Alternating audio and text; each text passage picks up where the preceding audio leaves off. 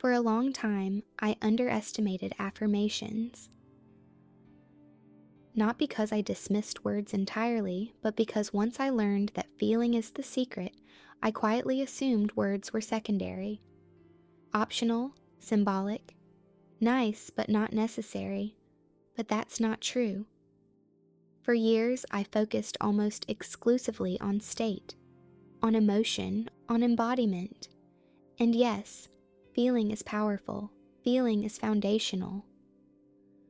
But here's what I started to notice.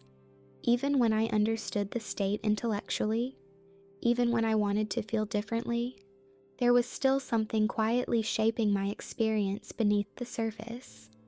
My internal dialogue, the constant, casual, automatic words I was speaking to myself every single day. A big part of this being lyrics from popular songs playing in my head.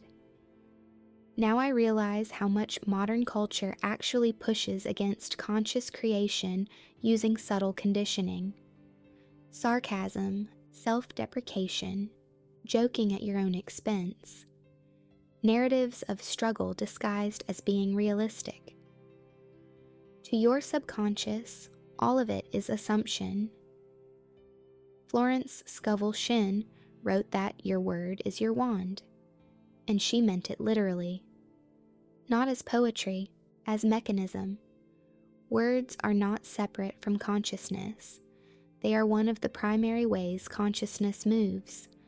Feeling is powerful, state matters. But words are not passive carriers of meaning. They shape perception, and perception determines experience. The inner conversation is never idle. It is either reinforcing the old pattern or preparing the way for a new one. What I misunderstood for a long time was this. The subconscious mind does not respond to one thing only.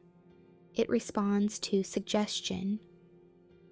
Suggestion can arrive through repetition. It can arrive through emotional intensity. It can arrive through shock, beauty, rhythm, or conviction. Sometimes it accepts an idea immediately. Sometimes it resists, then softens. Sometimes it listens quietly until familiarity makes the idea safe. Affirmations are not commands shouted at the mind. They are introductions. They place an idea before the subconscious and say, "Consider this." And over time, sometimes quickly, sometimes slowly, that idea either sticks or it falls away. This is why affirmations are so often misunderstood. People expect instant belief, instant feeling, instant proof. But the mind does not always move that way. Often it moves by exposure. Here's the part that matters more than most people realize. Beauty is a force. It creates feeling.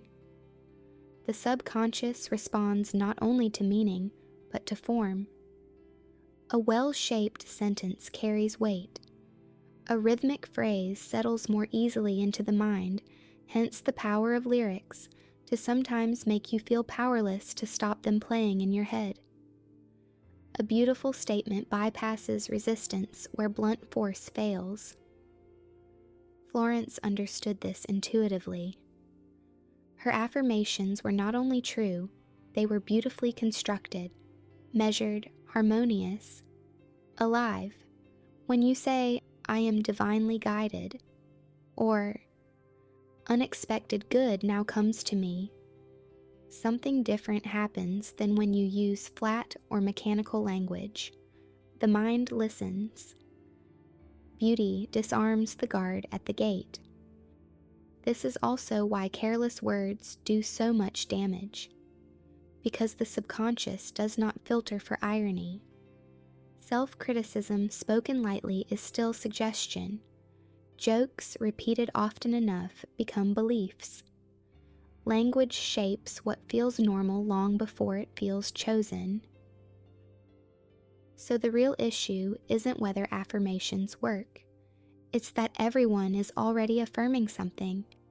Most people are just doing it unconsciously.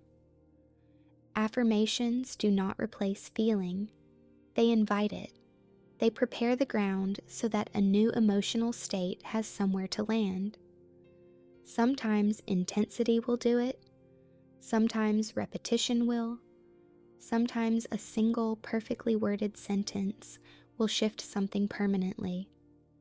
You don't need to force belief, but you do need to stop speaking against yourself. And you do need to choose your words with the same care you would choose a direction. I underestimated affirmations because I underestimated how deeply language shapes reality.